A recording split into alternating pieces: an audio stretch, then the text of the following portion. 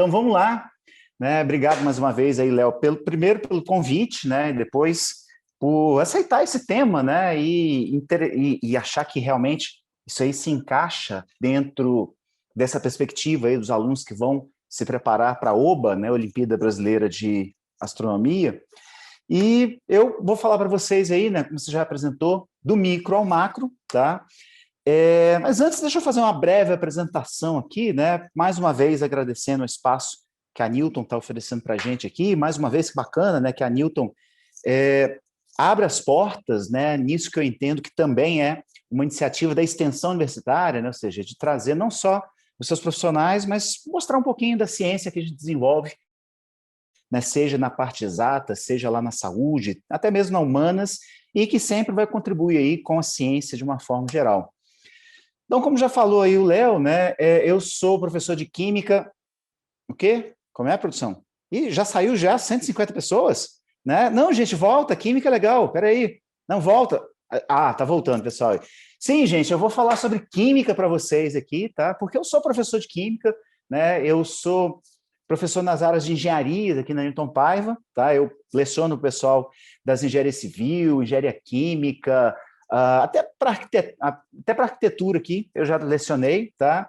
Mas, além de trabalhar com química, eu trabalho bastante também com meio ambiente, né? Eu trabalho também com a divulgação da ciência, já trabalhei também com a história das ciências. Bom, e para quem não sabe o que é um espeleólogo, o que um espeleólogo faz, o que a espeleologia estuda, né? Recentemente, alguns de vocês já devem ter visto uma notícia que percorreu aí, né, uma grande quantidade de mídias, né, apareceu até um site da Globo. Eu vi que eu fiquei importante, olha lá, né, a notícia ela teve o mesmo tamanho da foto ali do que do Big Brother e do que o jogador do Atlético, né, então eu vi que essa notícia da descoberta de uma caverna aí que a gente divulgou foi realmente muito importante, né, para mim é muito bacana, não apenas estudar química, não apenas trabalhar com história das ciências, mas também de poder revelar um pouquinho aí do que esse subterrâneo de Minas Gerais, né, que essas cavernas apresentam para a gente. E eu acho que por trabalhar com tantas coisas, né, que parecem não estar relacionadas, história, espeleologia, química, tem algumas pessoas que, em vez de me chamar de professor, me chamam de lunático, né, porque eu vivo meio que no mundo da lua, né, vim hoje aqui, né, não sei se vão ver agora na câmera, vim até uniformizado aqui para poder conversar com vocês. E o que eu pretendo, gente, fazer com vocês hoje aqui é assim, dar uma introdução da introdução, talvez seja alguma coisa aí para provocar que vocês busquem mais referências, que vocês busquem estudar mais, né, sobre esses assuntos que eu vou passar para vocês. Por quê? Porque em uma hora, em um dia, em uma semana, a gente nunca ia conseguir, né, falar de tudo, né? A gente nunca conseguiria abordar tudo isso sequer num ano daquilo que vai ser necessário para vocês entenderem para fazer uma boa Olimpíada de astronomia.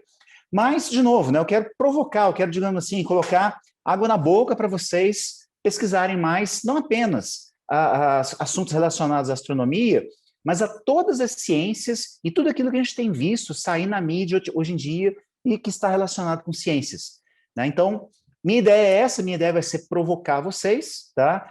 E é claro, né, se vocês quiserem depois, né, vou deixar meus contatos, né, vou deixar meu e-mail, vocês podem entrar em contato comigo, a gente pode bater um papo, né? Cadê, ó, se tiver professores aí, né, se vocês quiserem, tá? Eu vou dar até depois de amanhã uma palestra sobre essa caverna, enfim, vocês estão convidados a saber um pouquinho disso aí também. Quem sabe, né, ao invés de olhar para o espaço, vocês não começam a olhar para debaixo da terra, né, e dar um pouquinho da atenção das cavernas também, tá? Mas, enfim, só para organizar minha fala hoje aqui, o que eu pretendo, né? Além dessa apresentação, eu quero falar para vocês quais são os limites, aquilo que delimita duas ciências, né, a química e a física, e aí sim eu começo a falar sobre os átomos, né, como está aí no título, dos menores átomos até o nosso sistema solar. A gente, então, vai começar a aglomerar, né? Bom, no bom sentido, né? A gente não vai fazer isso aí pessoa com pessoa, né? Não está permitido, mas, enfim, a gente vai fazer uma aglomeração de átomos, moléculas, e a gente vai ver que esses átomos, moléculas aglomerados agora podem fazer biomoléculas e até mesmo seres vivos microscópicos. E a gente vai começar a aumentar, né? Cada vez mais. A gente vai falar um pouquinho aí da química da Terra e de Marte, depois a gente dá um pouco, né? Um salto um pouco maior, a gente vai para o alto e além, e aí eu vou fechar com as minhas considerações finais. E tudo, né, como eu estou falando aqui, eu pretendo aí, né, terminar em uma meia hora, por favor, né, produção, se vocês puderem até me ajudar aí de vez em quando, falar, Luciano, deu uma meia hora, deu uns 40 minutos aqui, porque, não sei se vocês sabem, gente, professor, quando tem oportunidade de falar, a gente não para de falar nunca.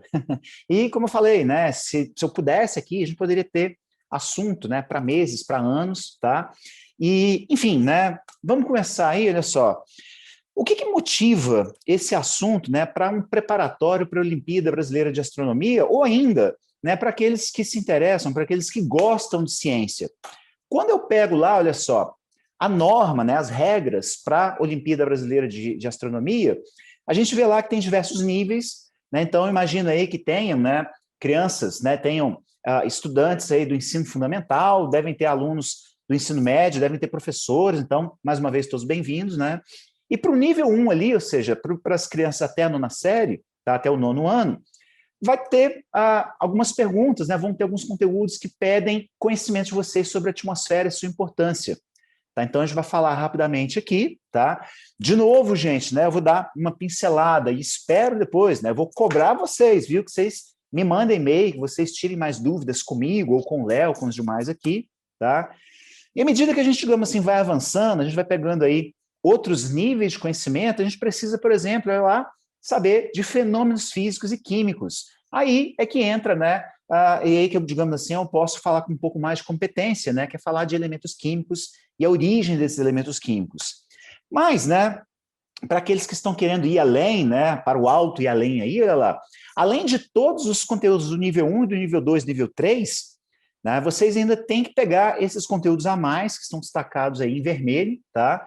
Então, olha lá, né? Para quem leu já essa normativa aí, sabe que, por exemplo, para fazer o nível 2, tem que conhecer tudo no nível 1. Para fazer o nível 3, tem que conhecer tudo no nível 2 e no nível 1. Para fazer no nível 4, né, os alunos aí do terceiro ano, tem que saber tudo do nível 1, do nível 2, do nível 3 e esse plus que está chegando aí, né? Ou seja, falar de estágios finais da evolução estelar, de conhecer um pouco aí, né, sobre essa cosmologia de buracos negros, pulsares, anãs brancas, tá?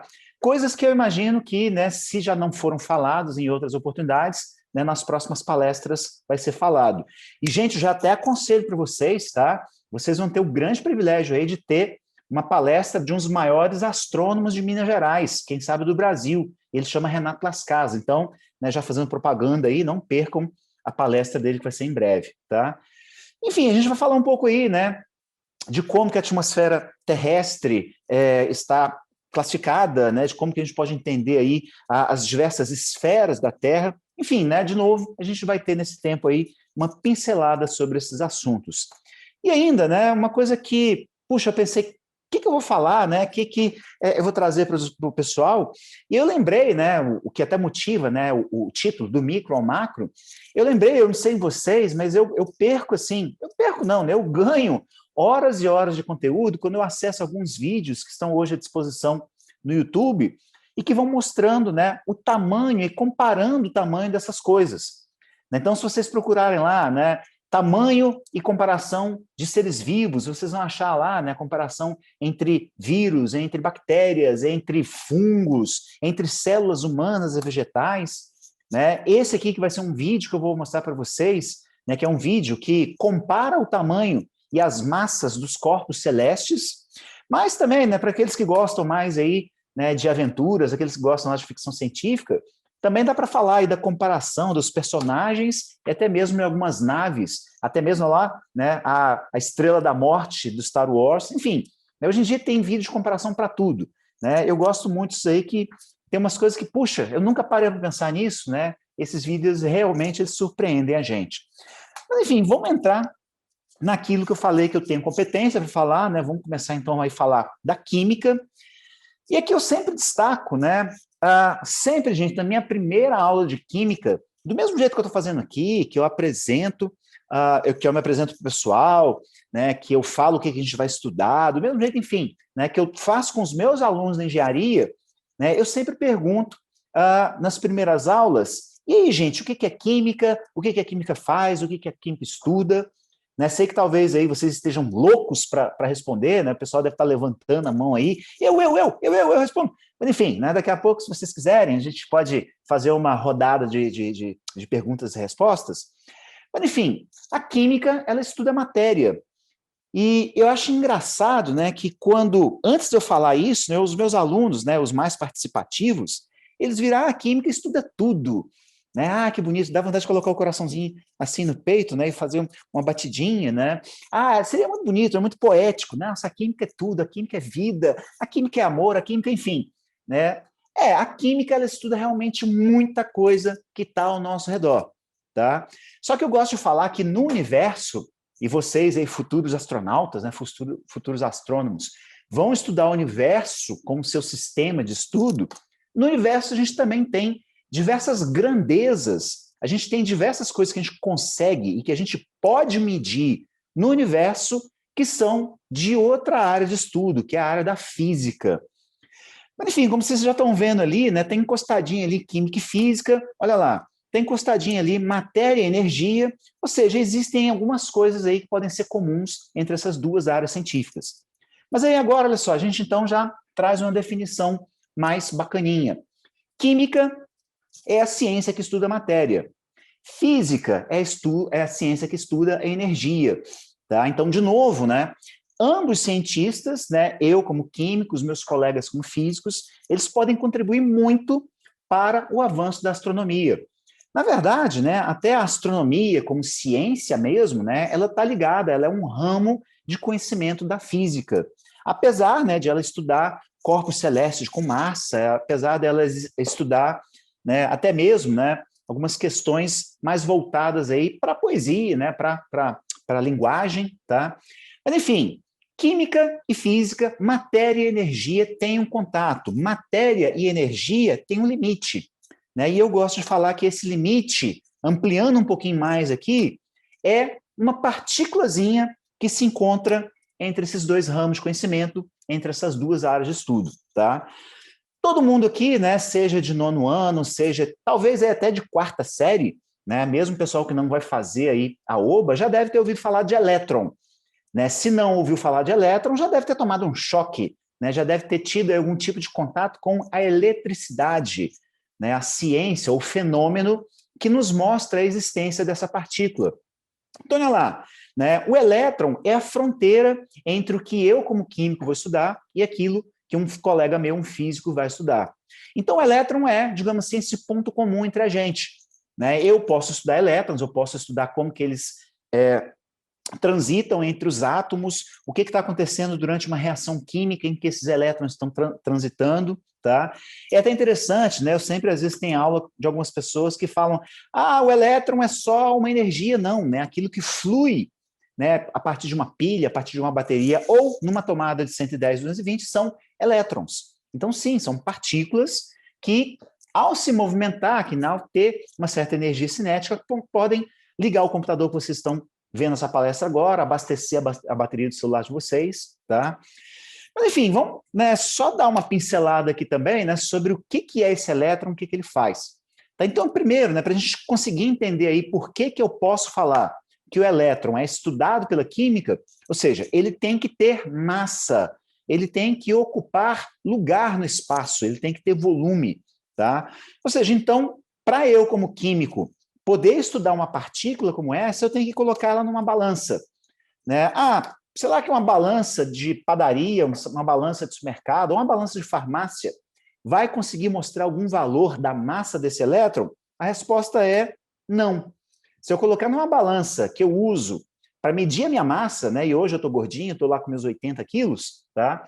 Eu não vou enxergar nada. Se eu colocar um elétron ali, né, vai ter zero, né, 0 gramas. Mas, vamos pensar numa outra balança com mais zeros depois da casa. Será que 0, 0? Também não. Vamos colocar mais 0 aí? Também não. Vamos colocar mais 0 aí? Também não. Vamos colocar mais 0. Enfim, gente, só se eu tiver uma balança que contar 0,000000000, estou contando comigo? 0,0000091. Então, são 31 zeros antes desse 91. Confira depois aí, tá? A gente tira um print da tela, sai contando risquinho, tá? Mas, enfim, a massa de um elétron, o que permite eu, Luciano, professor de química, considerá-lo nos meus estudos, né, falar que ele é matéria, é porque ele tem massa, tá? Ele também deve ter volume, é claro, tá? Enfim, né, olha lá, é difícil quando a gente começa a pensar nesse tanto de número, né? É muito pequeno, não existe uma balança, né, na Terra que consiga medir essa massa. Professor, mas como que essa massa foi medida então se não tem balança? Bom, a gente consegue medir a massa de partículas como essa a partir de outras formas, de outras medições que são possíveis, tá? Mas, enfim, para começar a melhorar um pouco essas questões de números aí, a gente cria outras formas de apresentar esses valores. Então, a gente pode falar que sim, o elétron é parte, né, do conteúdo material, ele é parte daquilo que um químico vai estudar e ele tem uma massa de 9,1 vezes 10 a menos 31 gramas. Tá? Então, de novo, para quem contou aqueles 31 zerinhos aí, tá? Significa isso, significa então que 9,1 vezes 10 a menos 31 tem 31 zerinhos antes daquele 9,1 ali, tá ok? Mas enfim, né? Eu só estou falando para vocês para falar isso, que o elétron é matéria, mas, como eu acabei de falar, né, para aqueles que já tomaram choque aí, o elétron também é energia, tá? Ele também pode transferir essa quantidade de energia e fazer os nossos equipamentos eletroeletrônicos, aí, de novo, eletro, funcionar. Voltando aí, digamos, né, para a gente pensar de novo aí nesse limite. Para a gente, na química e na física, também é interessante imaginar que algumas partículas, como elétron, apresentam cargas, tá? O elétron tem uma carga negativa e, como eu falei com vocês, ele tem massa, tá? Porém, na física existe toda uma outra parte, né, que a gente chama de física quântica, né, uma física que vai além do elétron, ou seja, vai diminuir, vai tirar mais pedacinhos, vai quebrar ainda mais essas partículas para obter o que a gente chama de subpartículas. Essas subpartículas podem ser subpartículas como neutrinos, quarks, leptons, bósons, fótons. Se vocês jogarem no Google depois aí, vocês vão até achar mais, né? Tem uns que até hoje consideram a proposta de Newton, não a faculdade de Newton, mas Isaac Newton, né, que sugeriu no passado existirem os gravitons, né, de existirem ainda, enfim, os muons, os pions, né? Hoje em dia, né, no ensino médio, a gente fala até o elétron, tá? Né, eu costumo falar com os meus alunos, eu costumo falar com as pessoas mais jovens, que eu acho que em breve, né, vai ter uma tabela periódica só para subpartículas, né, e essa tabela periódica ela vai, né, trazer essa maior quantidade de informações. Mas se você virar para mim agora e perguntar, professor, o que é um neutrino? Eu vou pedir para vocês e virar para vocês e falar assim, ó, pesquise, né, com o próximo professor que vai passar aqui.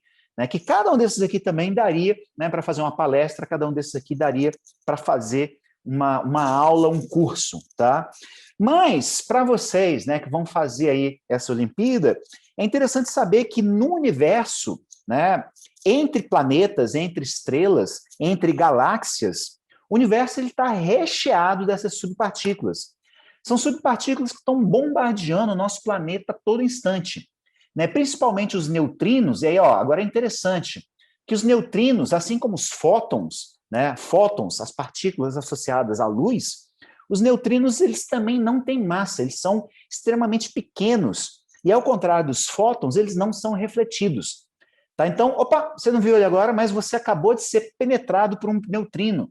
Né? Uma partícula muito pequena atravessou por você, né, e provavelmente já passou esses momentos no Japão e, de repente, nesse momento já deve estar atingindo aí, né, quem sabe, um próximo astro do nosso sistema solar.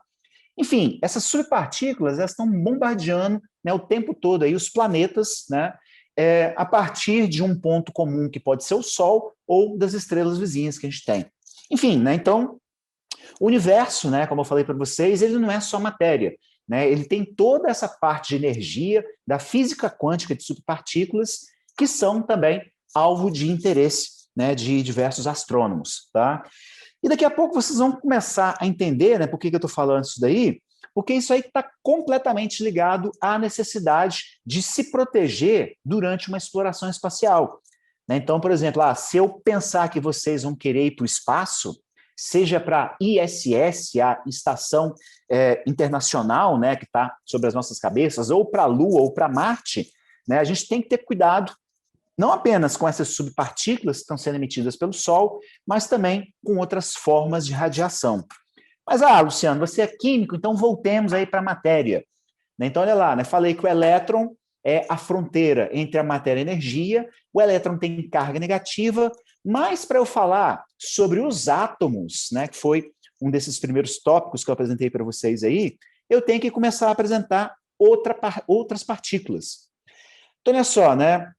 Um elétron sozinho no universo, né, não posso falar que ele é constituinte aí de um átomo. De novo, né, esse elétron ele pode ter sido produzido agora lá pelo Sol e pode estar sendo direcionado em nossa direção. A partir do momento que um elétron ou mais elétrons encontra-se com um próton ou mais prótons, eu passo a ter aquilo que finalmente define o bloco básico do estudo da química, ou seja, a partir de agora eu falo de átomos, tá? Então é aquilo ali, ó. Se eu tiver uma partícula positiva, né, que vocês devem ter conhecido aí como próton, e em torno desse próton eu tiver um elétron, eu passo a ter um átomo que é o átomo mais simples, na verdade, o átomo mais abundante do universo, tá? Que átomo que é esse? Esse é o átomo de hidrogênio, tá? Átomo de hidrogênio, símbolo H, né, para aqueles que já conheceram a tabela periódica, né, aquele que está lá em cima, né, encabeçando, né, o início de todas as sequências de átomos, todas as sequências de informações que a tabela periódica nos traz, tá? E esse átomo, gente, apesar de ser muito simples, de novo, olha lá, ele é composto apenas por duas partículas, um próton e um elétron. Apesar de ser muito simples, esse é o átomo mais abundante do universo. Tá? Por quê? Porque esse é o átomo que serve de combustível para a maior parte das estrelas que a gente vê no céu. Né? Então, quando você abre à noite, né, a janela, né, e de espanto você vê todos os rastros, né, sobre as suas cabeças, muitas das estrelas que vocês estão vendo estão queimando os átomos de hidrogênio, assim como a nossa estrela maior, o Sol, está fazendo isso nesse momento. Tá? Então, o Sol, ele utiliza como combustível esse que é o elemento mais abundante no universo, tá? E o Sol, ele faz todo o seu trabalho de fundir átomos pequenos, né? Então o Sol faz esse papel de pegar átomos de hidrogênio e, como não quebra-cabeça, ele começa a juntar esses átomos até formar átomos maiores, tá? Um desses átomos maiores, que é formado aí pelo... desculpa, deixa eu só fazer um detalhe aqui. Daqui a pouco eu falo, então, desse quebra-cabeça. Mas eu quero falar para vocês, antes de continuar com essa ideia do quebra-cabeça, né, eu quero falar para vocês disso aqui que foi o tópico também desse nosso ponto aqui, né, o vazio da matéria. Tá? Que isso daqui, daqui a pouco vocês vão entender o porquê. Se eu pegar ali, né, eu coloquei aquele desenhozinho ali, né, de um próton, e parece que ele está bem pertinho de elétron. Tá? Só que é o seguinte, né, vocês sempre vão ver aí no ensino médio, talvez até na série mesmo, vocês vão ouvir isso aqui. Se um núcleo, como um próton, for do tamanho de uma bola de futebol, você colocar lá no meio do gramado do Mineirão, né, o elétron, olha só, ele vai estar orbitando lá em cima, né, na pontinha do teto da arquibancada. Né? Aí, enfim, né, eu sempre falei isso para meus alunos, olha só que interessante, né? É uma coisa interessante. Né? Às vezes, quando eu estava ali na Newton, eu falava, se o núcleo fosse do tamanho aqui, né, desse pincel que eu tenho na mão, né, o elétron estaria lá na rasgabalha, tá? Só que eu estava dando uma revisada, né, que é sempre bom a gente se inteirar de alguns conteúdos, né? E eu vi que talvez, né, isso aí tenha uma nova proporção, né? Que alguns estudos têm mostrado hoje em dia aí que essa razão é ainda maior. Ou seja, então, ó, já falando aí de um alerta de spoiler, né? Se a gente pegar, gente, na verdade, se um próton for do tamanho de uma bola de futebol, o elétron de um átomo de hidrogênio associado a ele vai estar a 30 quilômetros de distância. Né? Então, olha lá, vocês podem não acreditar, mas o ponto central ali, né? Aquilo lá é o Mineirão, tá? Com a bola de futebol lá no centro do gramado, e o elétron, olha só, ele vai estar lá em Lagoa Santa, né? Vai passar lá em Caeté, vai passar em Nova Lima, ou seja, né, a gente poderia colocar aí, né, se a gente, de novo, estivesse imaginando que o próton é uma bola de futebol, né, e aqui em diante, né, eu vou sempre pedir para vocês aí esse exercício de imaginação, né?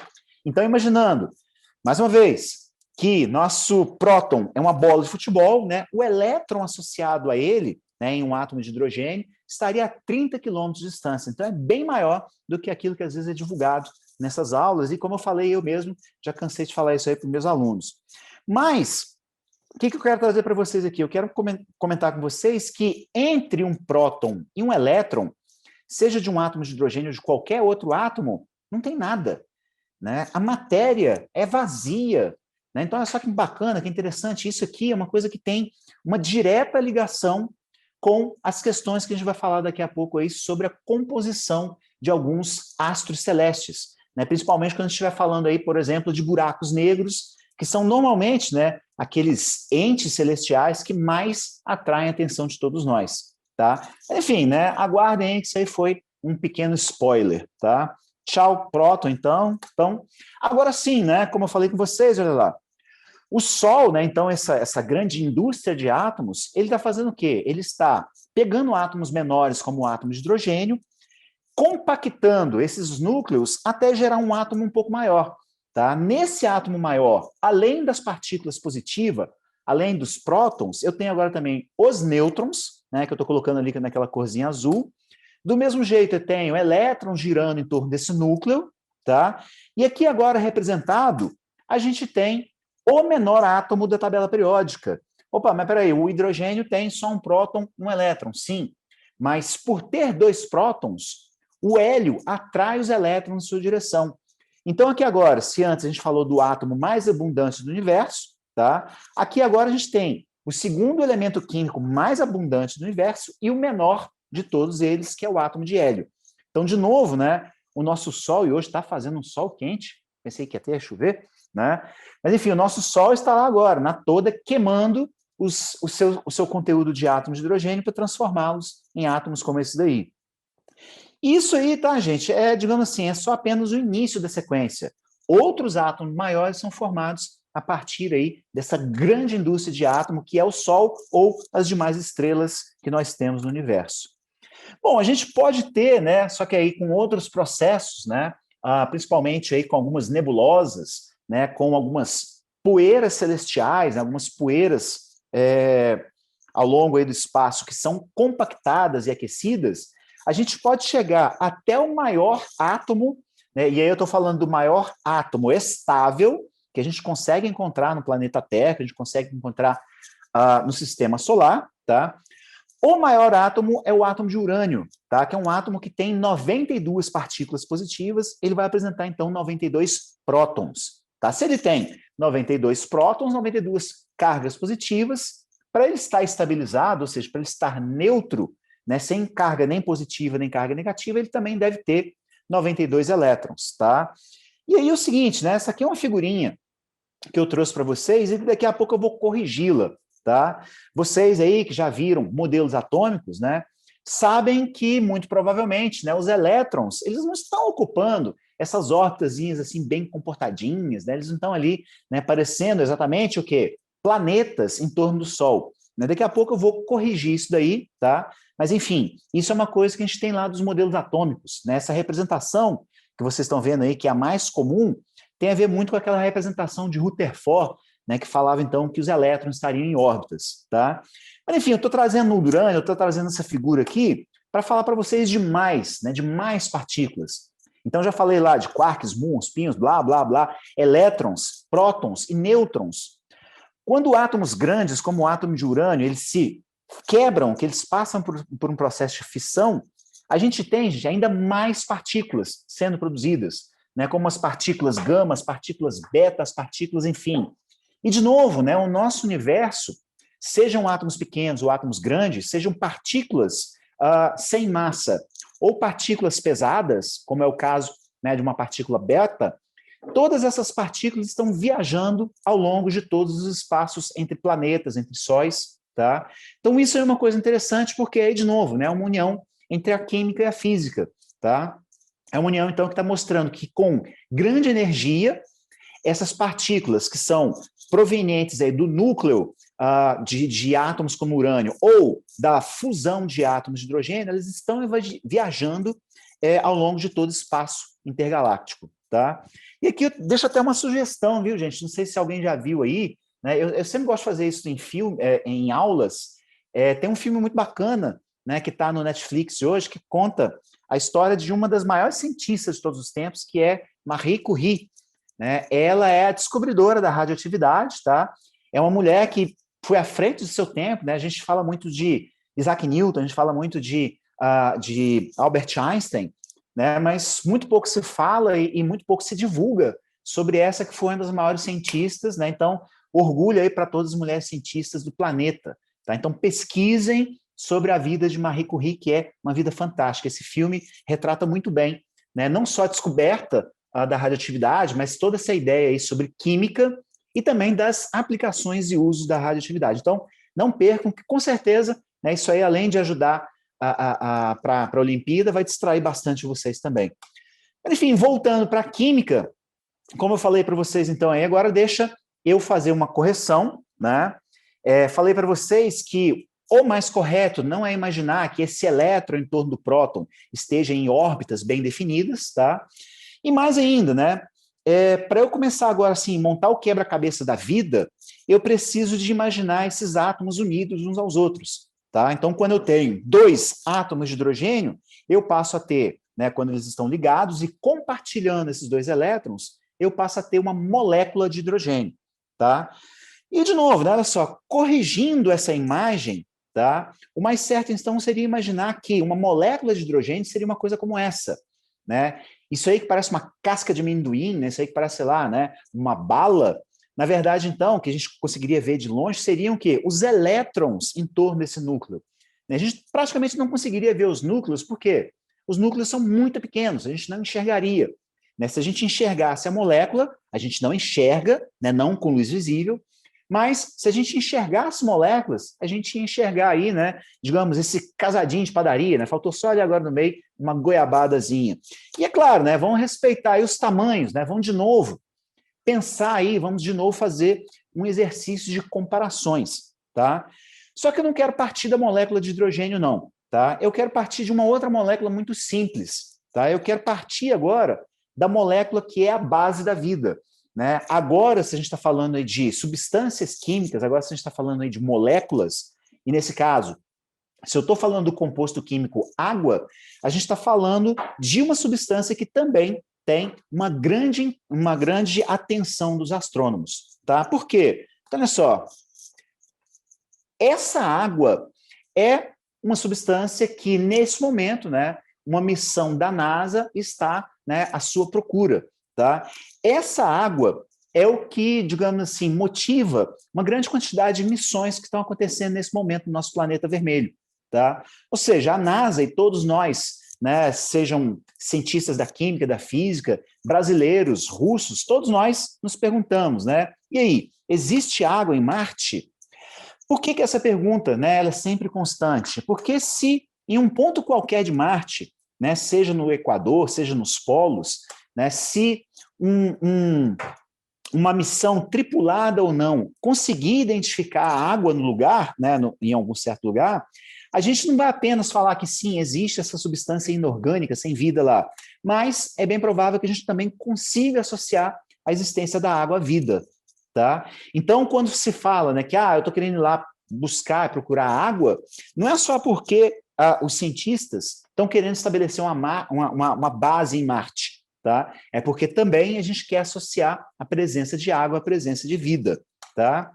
E essa vida, né, a água é um fenômeno de aglomeração de moléculas. Tá? Então, agora, quando eu passo a ter moléculas maiores do que a molécula de hidrogênio da água, eu passo a ter moléculas bioorgânicas, né? Eu passo agora a ter biomoléculas que são importantes aí para os primeiros mais simples seres vivos.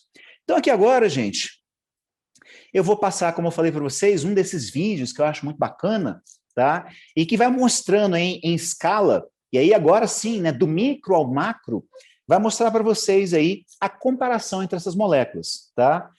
Então, eu vou pedir para vocês aí, né, que vocês estendam suas mãos, né, abram suas mãos aí, e imaginem, né, que a mão de vocês, eu vou imaginar que a mão de vocês aí tem uns 20 e poucos centímetros, tá? Vocês vão imaginar, então, vocês estão olhando para a mão de vocês agora, vocês vão imaginar uma molécula de água na mão de vocês, tá? A molécula de água, como eu falei, né, formada entre um átomo de oxigênio e dois hidrogênios, é a molécula essencial à vida, tá? Só que passando para outro átomo também importante para a vida, o átomo de carbono, a gente passa agora a ter aqui, né, a base da vida.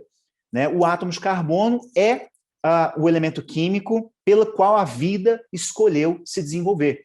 Né? Eu até gosto muito de falar isso nas minhas aulas também, né? para quem não conhece, leia sobre Isaac Asimov, e ele é um dos poucos cientistas, né, e ele trabalhava muito com divulgação científica, ele é um dos poucos cientistas que ousa a imaginar uma vida que não é baseada na química do carbono. Ele ousa imaginar que outros seres vivos, né, então alienígenas, teriam a base da sua vida no átomo de silício. Né? Por que o silício? Se vocês olharem lá na tabela periódica, olha aí, ó, conhecimento importante, né? O silício está embaixo do átomo de carbono. Então, com o átomo de carbono, ele divide algumas dessas propriedades. Né? Mas, enfim, aqui na Terra, e muito provavelmente em vários outros pontos do universo, a vida deve ter evoluído a partir de átomos de carbono. Então, de novo, né, se você imaginou que a molécula de água cabe exatamente na sua mão, eu convido vocês agora a pensar que esse átomo de carbono é um pouco maior, uma bola de basquete. Tá? Então, vamos continuar aí, né, nossa viagem do micro ao macro. Aqui agora, gente, a gente tem uma molécula, né, é a metionina, talvez alguns não conheçam, mas essa molécula é parte das proteínas, ou seja, ela compõe as carnes, o cabelo, a pele, tá? Só que ela não está lá sozinha, né? A metionina, ela está ligada a outros aminoácidos que compõem grandes moléculas, né, que a gente pode falar até que são biopolímeros, dado o imenso tamanho desse tipo de molécula natural, tá? Logo na sequência aí eu estou colocando outra molécula orgânica, tá? Ou seja, outra molécula que está presente na vida, que é da adenina, né? Essa molécula que é interessante agora, né? Ela parece um plano, né? Ela é uma molécula planar. Essa molécula faz parte do DNA e do RNA, tá? E interessante aqui, né? Digamos, pensando de novo aí nos tamanhos, né? Olha lá, se o átomo de carbono é uma bola de basquete, a metionina ali deve ser talvez aí um cachorro, né? Um cachorro de médio porte, né? Quem sabe é um dálmata, né? E essa adenina aí, ela é um pouco mais larga, imagina que ela seja, por exemplo, né, semelhante a um capô de carro, tá? Uma tampa de mesa. Então, pensando sempre aí nessas proporções, é o que a gente vai conseguir, então, ter ideia dessas comparações entre essas partículas e entre essas moléculas.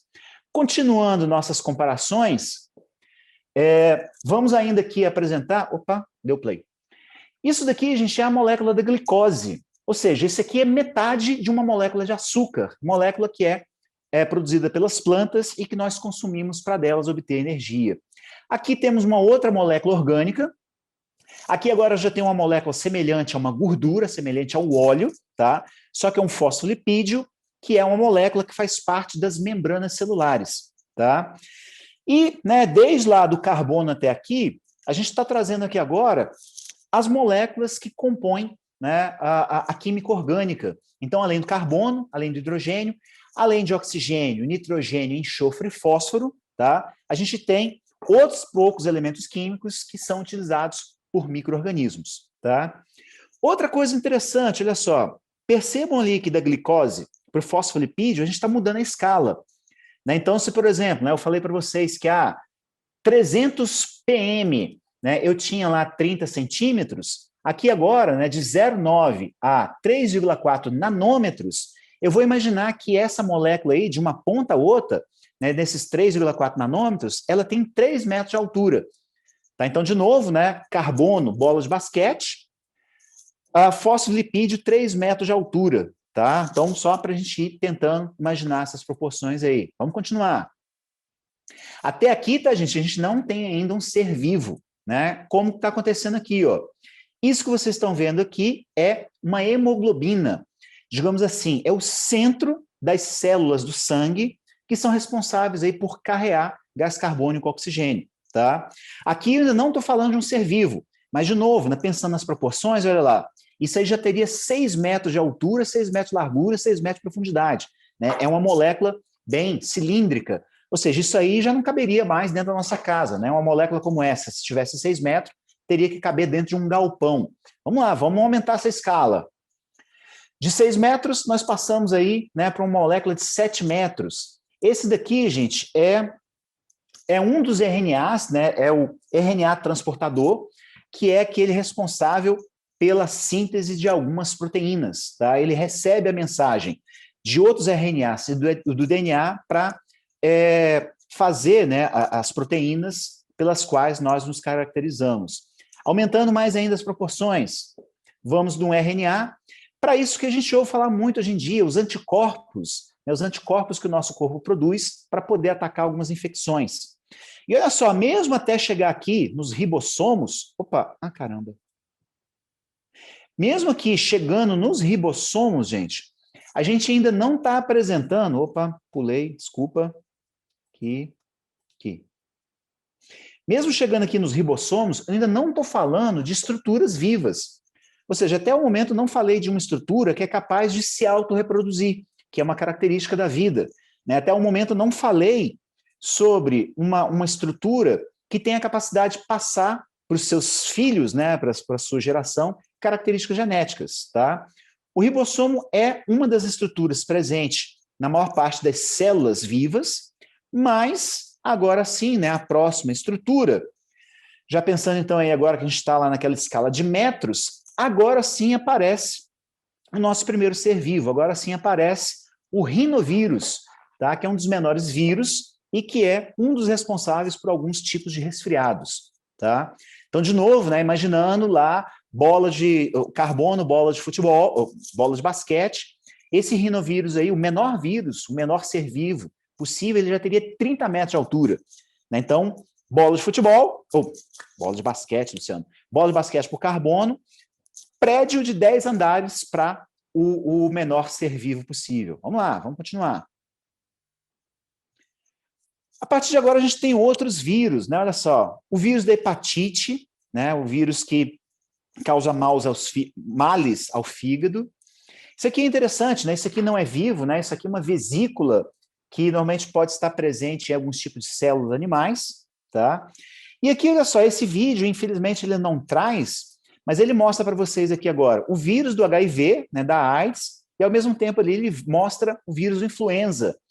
O COVID, né, quer dizer, o vírus que causa o COVID é mais ou menos na proporção ali, ele tem mais ou menos o mesmo tamanho do vírus da gripe, o vírus da influenza. Esse que parece um robozinho, né, interessante, é um vírus bacteriófago, ou seja, ele se alimenta de bactérias. A Measles vírus aí é o vírus do sarampo, tá? E aí aqui agora aparece o primeiro tipo de micro-organismo que a gente consegue ver em um microscópio óptico.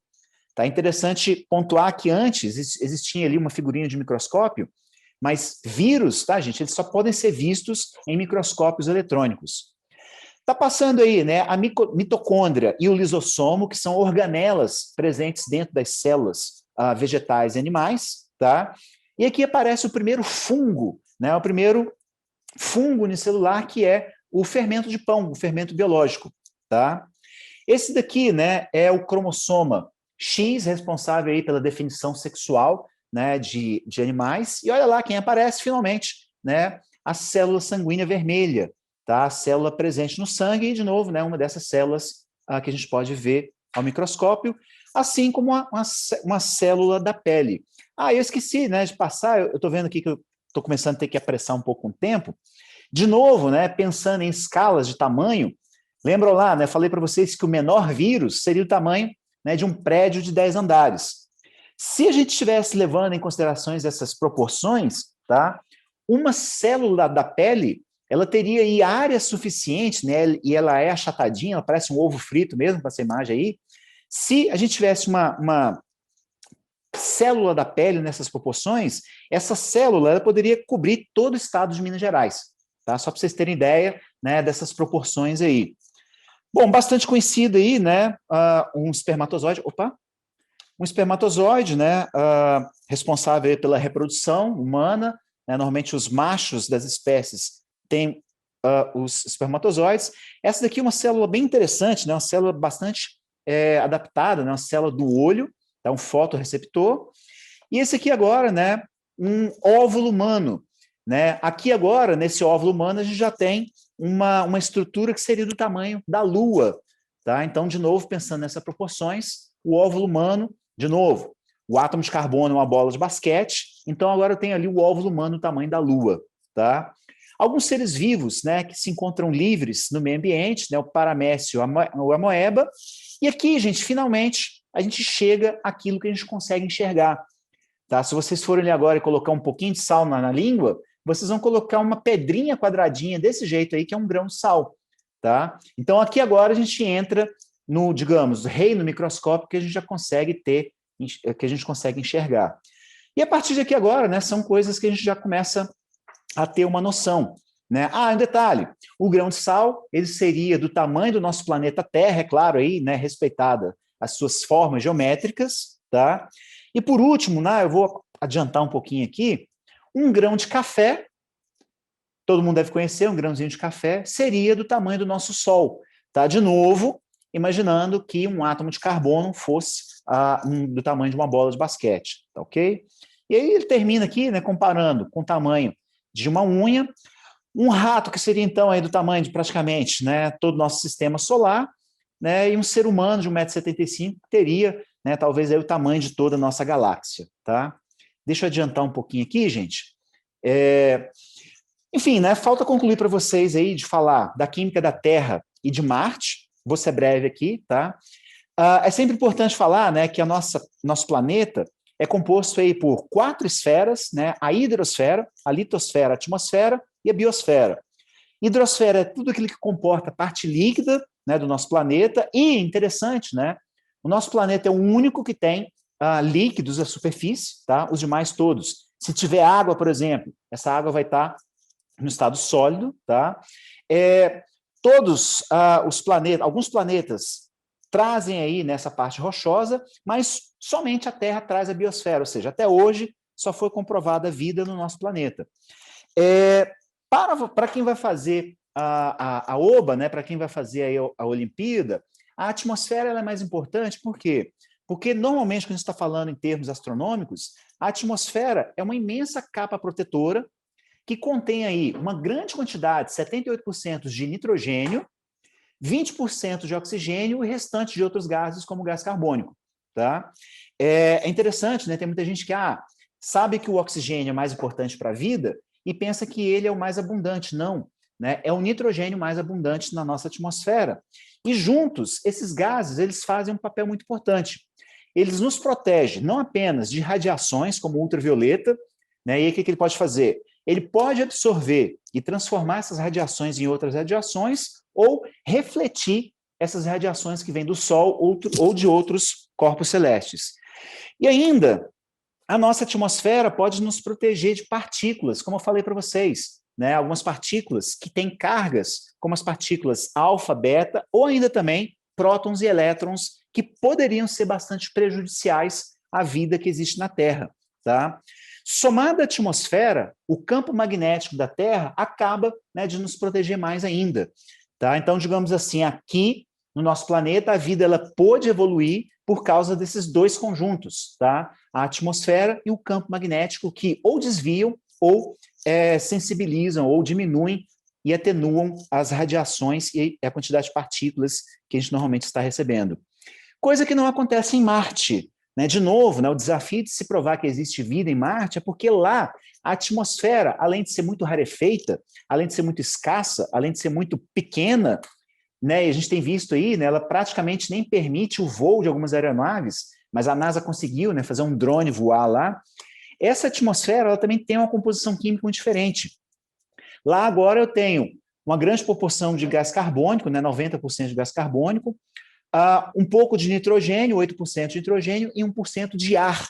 Não é ar atmosférico, não, tá, gente? Ar é de argônio, tá?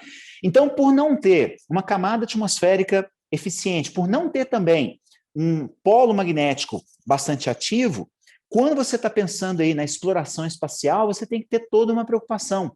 Né? Um astronauta que viesse aí até o planeta Marte, ou uma estação que fosse feita lá em Marte, ela teria que levar em consideração todos esses perigos aos exploradores que iriam até lá. Enfim, né, olha só para a gente entender como que esses planetas estão aí no nosso sistema, aqui a gente tem, né, esse esquema, até também, gente, olha só, esse esquema aqui, essas animações que eu estou mostrando para vocês, eu convido depois vocês a verem lá no PowerPoint. O novo PowerPoint ele tem essas animações, são 3D, são bem bacanas, tá? E ali a gente vê numa sequência, né, os planetas do nosso sistema, né, a gente tem ali aquele cinturão de asteroides, tá, que divide, digamos assim, os planetas sólidos dos planetas gasosos, tá? Então, para dentro daquele cinturão ali, a gente tem o planeta Terra, né, que é o terceiro planeta, mas a gente tem lá o primeiro planeta mais próximo ao Sol, que é Mercúrio, o segundo Vênus, o terceiro Terra, Marte, enfim, eu acho que vai ser melhor falar do sistema solar desse jeito aqui, né, olha lá. também é uma animaçãozinha dessas que tem lá. Então, pegando nessa sequência, né, a gente tem aí 8 órbitas, aquele planetinha lá mais próximo ao Sol, todo acelerado, é Mercúrio, né, o segundo é Vênus, o terceiro é a Terra, tá? O quarto é Marte, e a partir daí, né, os grandes planetas gasosos. Né, nós temos Júpiter, nós temos Saturno com seus anéis, tá? Urano e, por último, o nosso querido Netuno. Tá? E ainda, né, por último, indo para o alto e além, né, mais uma vez, opa, deixa eu só... Vocês estão ouvindo meu vídeo aí? Eu esqueci de compartilhar o som. Estamos vendo. Tá, então já estou concluindo aqui, tá, gente? Então, digamos assim, agora, indo para além, né, pensando além do nosso sistema solar, mas também trazendo aqui alguns corpos celestes da nossa galáxia, a gente, de novo, pode pensar em comparações. Tá, primeiro que é esse aqui, Ceres, né, que é um planetoide, né, já foi descoberto aqui no nosso planeta, é um dos pontos mais gelados do nosso sistema solar. Mas vamos imaginar aqui agora, né, de novo, aquela ideia que agora, quem é uma bola de futebol é a Lua.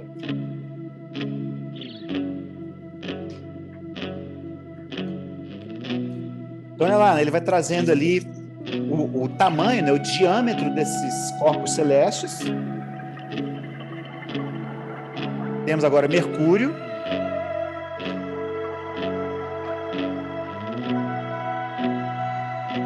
Marte.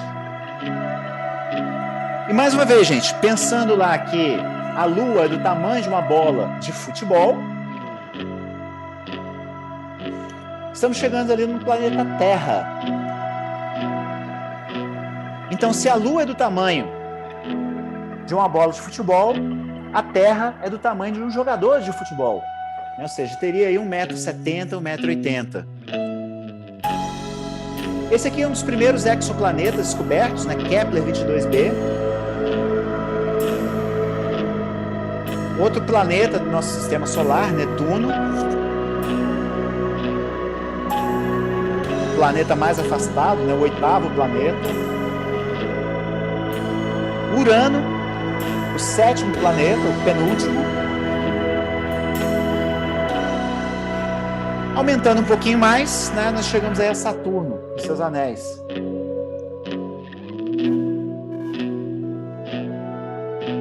O 5º planeta na sequência, né, e o maior de todos, nosso sistema solar, Júpiter. E agora uma estrela próxima. Não é que é próxima, porque, enfim, é uma das estrelas que a gente consegue ver nas nossas noites iluminadas. Finalmente nós temos aí o Sol.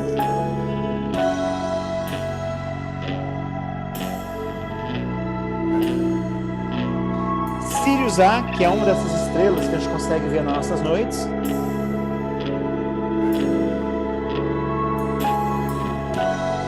Vega, assim como Sirius, né, uma estrela azul.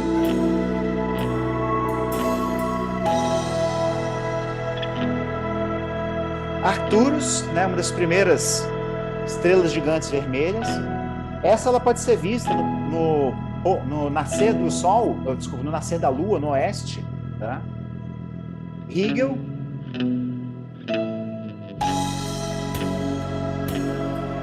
Aumentando um pouco, né, e apresentando Betelgeuse, né, que provavelmente já virou uma supernova.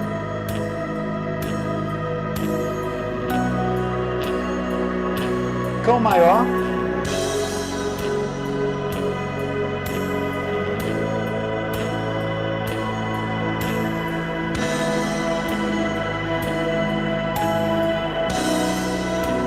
E agora alguns corpos celestes que provavelmente a gente não consegue enxergar sem o auxílio de um telescópio, né, como o NGC, que é uma galáxia lenticular. Outra galáxia lenticular, Tom 618. A partir de agora, ela já não ganha nomes, mas ganha simbologias, né? Por outro lado, a gente tem aí a nebulosa do Olho do Gato. Como vocês podem ver, né, nosso sistema solar já desapareceu. A nebulosa de Helix.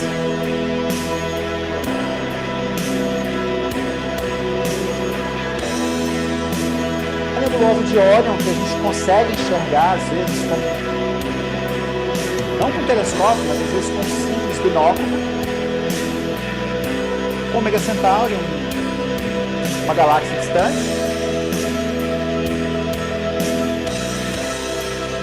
Magellan, uma nuvem de poeira.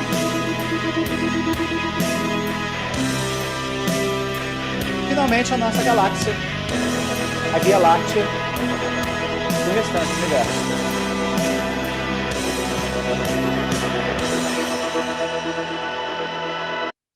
Enfim, gente, vou encerrar aqui.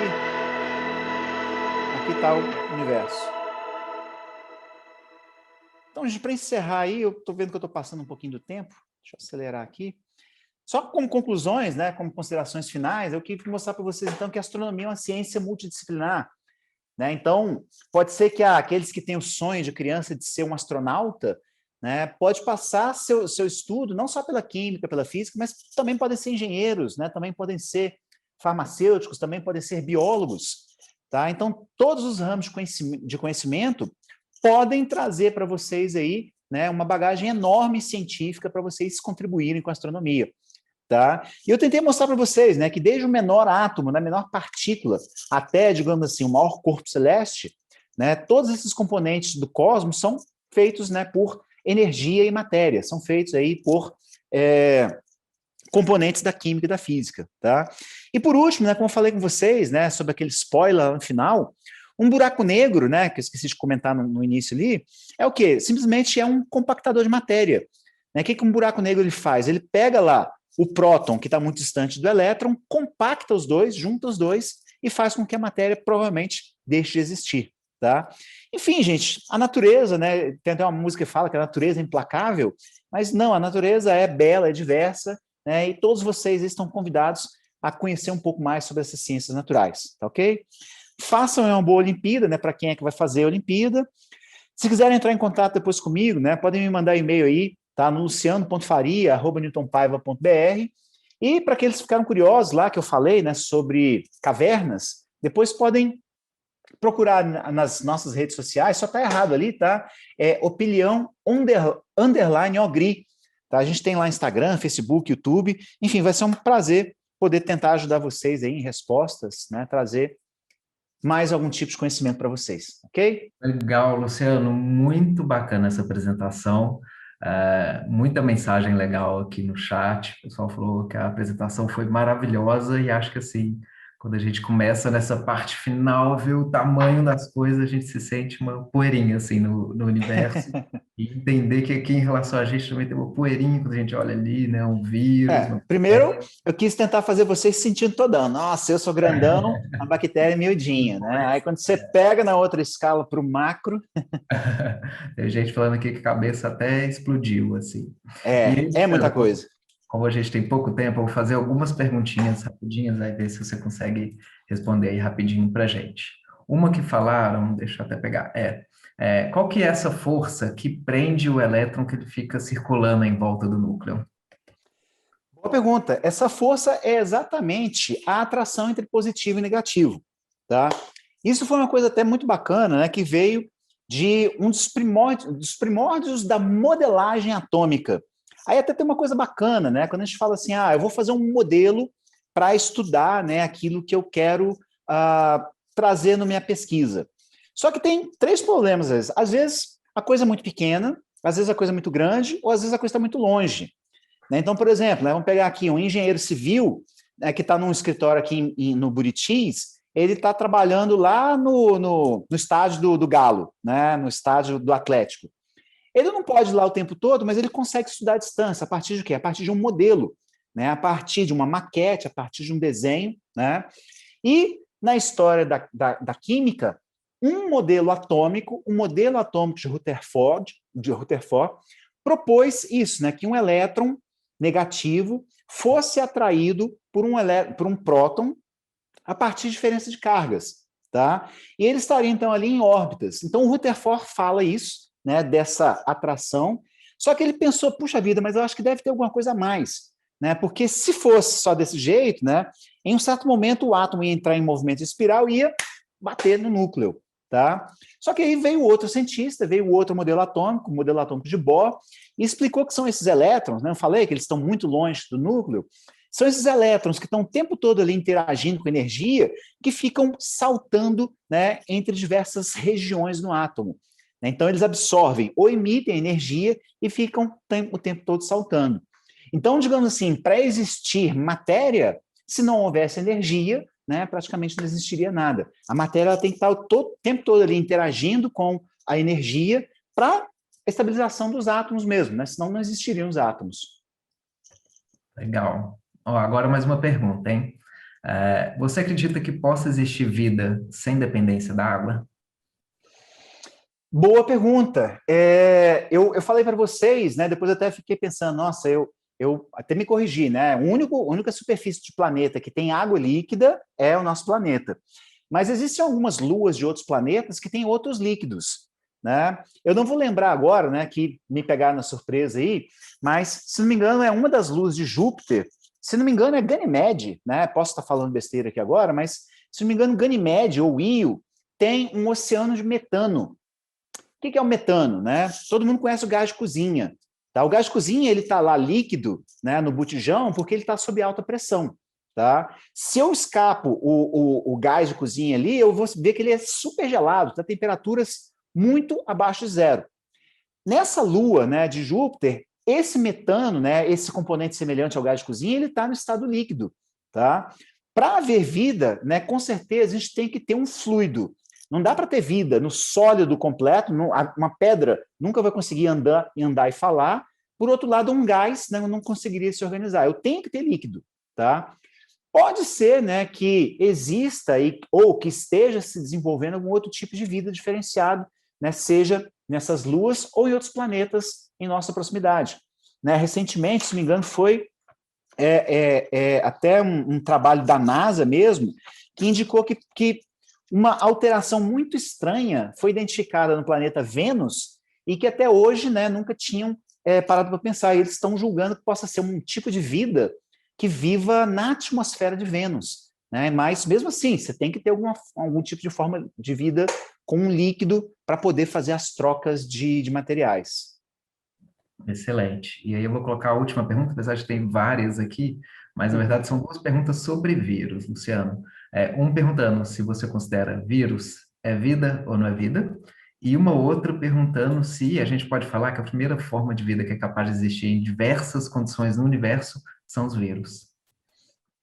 Pois é, olha só, né? Eu falo com meus alunos, eu sempre fico muito à vontade de falar, gente, eu não sei.